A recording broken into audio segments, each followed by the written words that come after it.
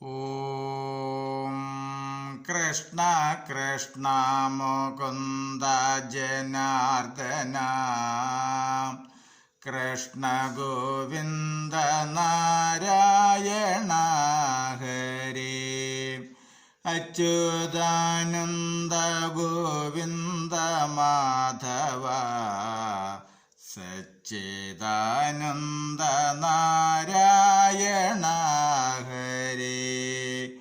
ഓം ശ്രീ ഗുരുവായൂരപ്പ അഖില ഗുരു ഭഗവൻ നമസ്തേ. കൃഷ്ണായ ഗോവിന്ദായ ഹരയേ പരമാത്മനെ പ്രണതക്ലേശനാശായ ഗോവിന്ദായ നമോ നമഃ. നമസ്തേ. ആത്മപ്രകാശം ചൊരിയുന്ന നാരായണീയ പാരായണത്തിലേക്ക് ഭക്ത്യാദരങ്ങളോടെ എല്ലാവർക്കും സ്വാഗതം.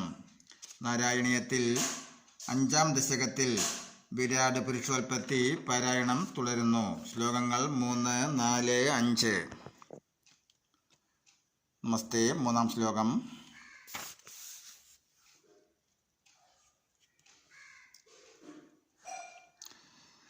ഏവം ജതി പരാർത്ഥകാലവിഗതോ ഈക്ഷാംസി ശിഷ്യാത്മികാം വിഭ്രാണേ ത്വയി ചുക്ഷുഭി ത്രിഭുവനീ ഭാവായ മായാ സ്വയം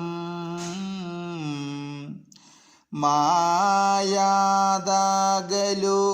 കാലശക്തിരഖിലാദൃഷ്ടം സ്വഭാവോ അബീച പ്രാദുർഭൂയ ഗുണാൻ വികാസ്യ വിദതുസ്തസ്യാ സഹായക്രിയാം.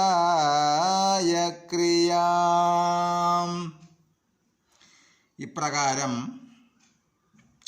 2 പരാർത്ഥകാലം കഴിഞ്ഞപ്പോൾ ഭഗവാൻ ഈ ക്ഷണാഗ്യക്രിയയെ സൃഷ്ടിക്കാനുള്ള ആഗ്രഹത്താൽ അംഗീകരിച്ചു.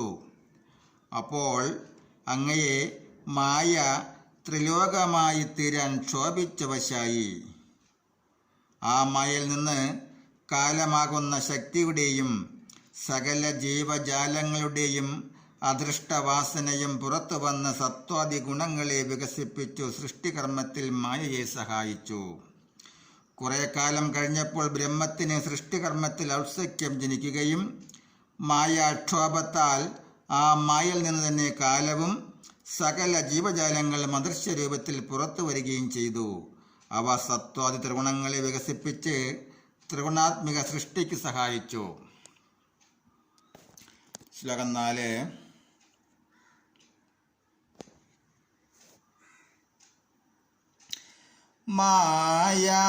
മായാസന്നിഹിതോ പ്രവിഷ്ടവപുഷാ സാക്ഷീദിഗീതോ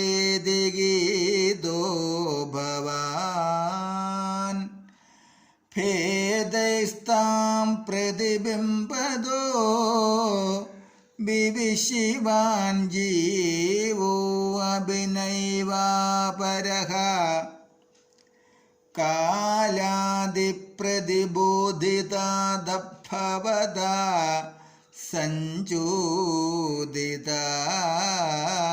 ച സ്വയം മായാ സകലു ബുദ്ധിതത്വം അസ്രജന്യോ അസോ മഹാനുച്യതേ.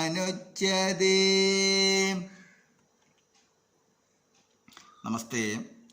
ഗുരുവായൂരപ്പ, അങ്ങ് മായയിൽ സന്നിധാനം ചെയ്യുന്നുണ്ടെങ്കിലും മായയിൽ പ്രവേശിക്കാത്ത ശരീരത്തോടു കൂടിയ ഭഗവാനെ സാക്ഷി എന്ന് പറയുന്നു.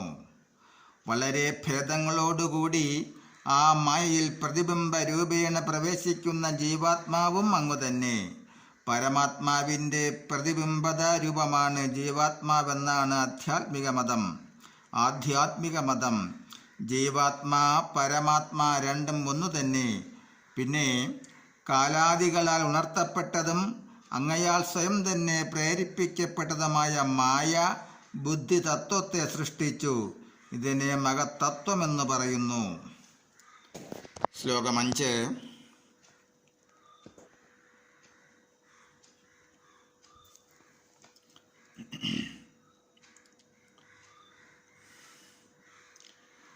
തത്രാസൗ ത്രിഗുണാത്മകോ അബീജമഹാൻ സത്വപ്രധാന സ്വയം ജീവേസ്മിൻ ഖലു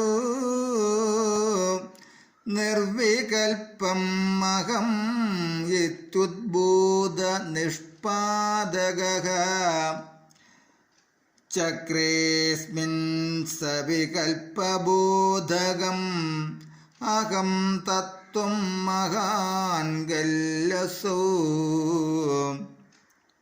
സമ്പുഷ്ടം ത്രിഗുണൈസ്തമോതിബഹുലം വിഷ്ണോ ഭവത്പ്രേരണാത്. ഈ മഹത്വം